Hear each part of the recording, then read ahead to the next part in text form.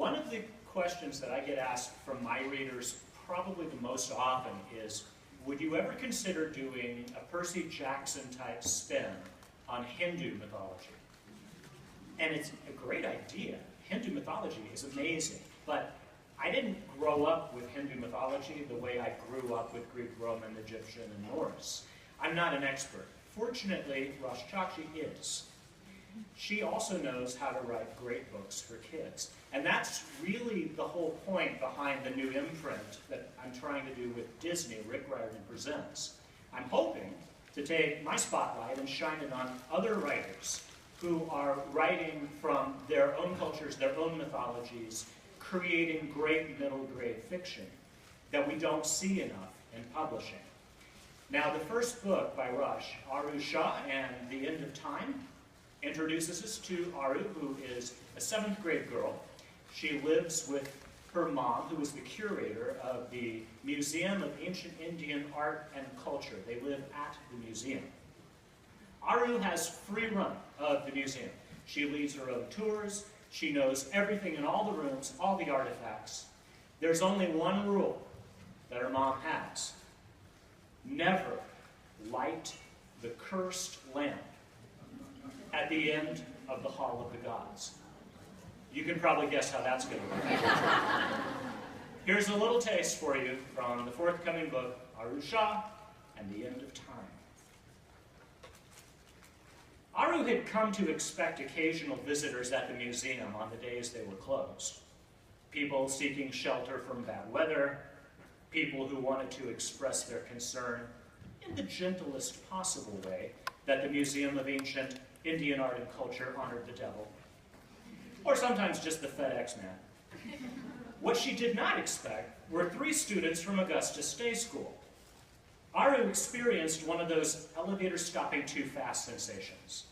A low whoosh of panic hit her stomach as her classmates stared down at her in her Spider-Man pajamas.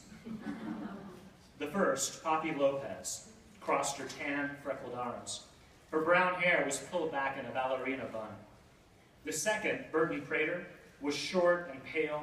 His striped black and yellow shirt made him look like an unfortunate bumblebee. The third, Ariel Reddy, the prettiest girl in their class, with her dark brown skin and her shiny black hair, simply glared. "I knew it," said Poppy triumphantly. "You told everyone in math class that your mom was taking you to France for break." Aru tried not to shrink under Poppy's blue-eyed gaze. "Well, my mom had a top-secret mission for the museum. She couldn't take me." Ariel cut her off. "We know you're lying, Aru Shah. That's what you are, a liar. And when we go back to school, we're going to tell everybody." Aru's insides squished. When she'd started at Augusta State School last month, she'd been hopeful, but that had been short-lived. Unlike the other students, she didn't get driven to school in a sleek black car. She didn't have a home offshore. She didn't have a study room or a sunroom, just a room. And even she knew that her room was really more like a closet with delusions of grandeur. But what she did have was imagination. Aru had been daydreaming her whole life.